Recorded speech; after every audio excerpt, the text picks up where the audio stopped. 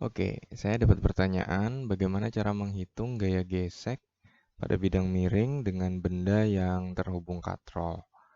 Nah, kita langsung pakai contoh soal ya.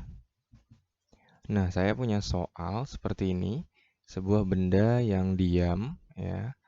Kemudian masanya jelas ya, di sana ada 5 kilo dan 4 kilogram di sini. Kemudian di sini panjangnya 5 meter, sini 3 meter.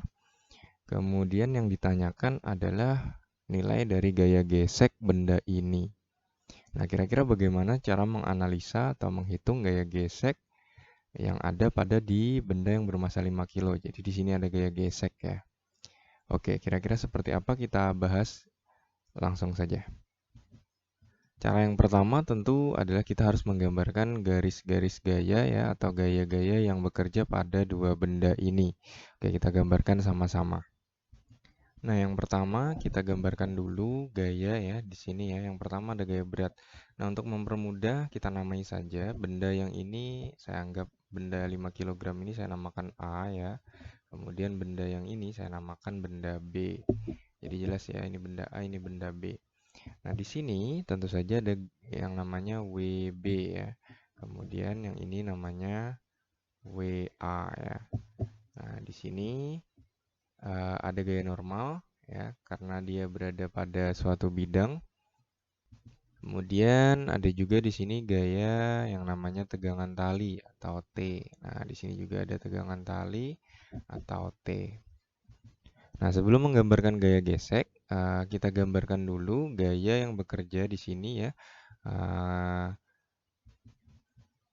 yang berada di antara ini kan jelas ya, ini tidak jelas ya dia di sumbu X atau sumbu Y. Nah, ini harus kita proyeksikan dulu terhadap sumbu X dan sumbu Y-nya. Kalau yang ini sumbu Y, nah ini kita gambarkan ke sumbu X dan sumbu Y-nya. Gambarnya nanti jadi seperti ini.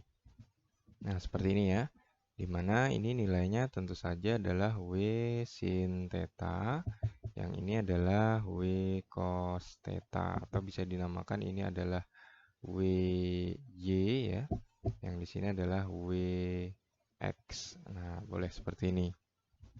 Nah, ini WA ya, lupa. Nah, WA cos theta dan ini WA sin theta.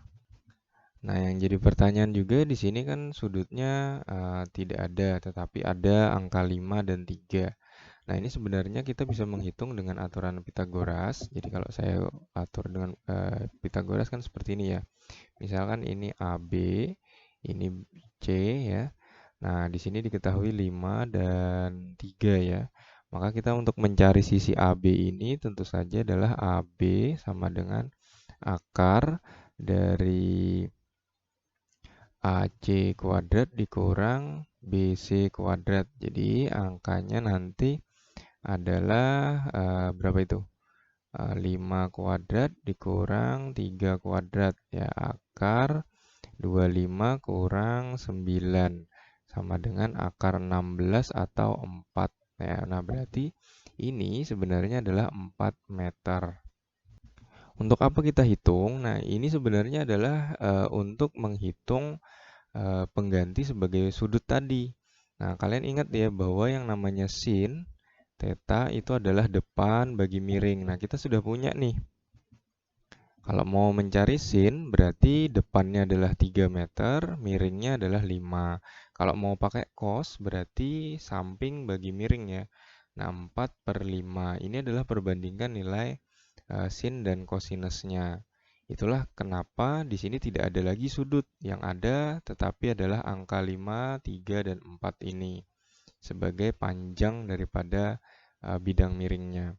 Oke, langsung saja. Yang ditanya di sini adalah gaya gesek atau F ya. Nah, bendanya juga diam.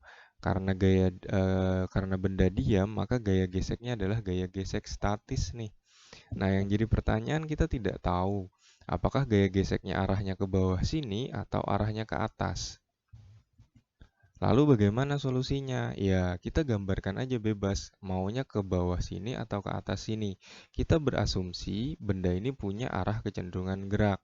Nanti hasilnya kalau misalkan minus atau ya minus berarti asumsi gerak kita salah. Jadi harusnya kebalikannya, tetapi kalau misalkan positif berarti asumsi gerak kita sudah benar. Nah, sekarang saya berasumsi gerak ini ceritanya jatuh ke bawah sini ya. Jadi walaupun dia diam nih, walaupun dia diam tapi asumsinya dia lari ke bawah sini. Ya, jadi tapi masih diingat benda ini diam. Nah, karena bendanya diam, maka sigma F yang kita pakai adalah hukum 1 Newton, yaitu sigma Fy sama dengan 0. Kita yang mana dulu nih Fy nih? Fy itu yang ini. Ya, jadi kita tinjau dulu benda satu. Jadi tinjau benda, oh salah ya, benda B ya, bukan benda satu. Tinjau benda B. Oke, tinjau benda B. Nah, benda B di sini ada sigma Fy sama dengan 0 karena dia diam ya, dia diam nih, tidak kemana-mana.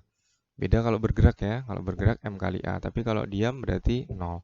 Nah, apa aja di sini ada? Nah, yang di sini kan ada WB min T sama dengan 0. Oke, kenapa min? Karena tadi asumsinya arahnya ke bawah sini ya, asumsinya walaupun dia diam. Maka WB-nya positif, T-nya melawan berarti negatif. Nah, berarti WB sama dengan T. WB-nya berapa nih? MB kali G sama dengan T. Berarti MB-nya adalah 4, G-nya tidak dikasih tahu, kita pakai 10 saja. Sama dengan T, berarti T sama dengan 40 Newton. Udah nih, jelas nih, T-nya 40 Newton.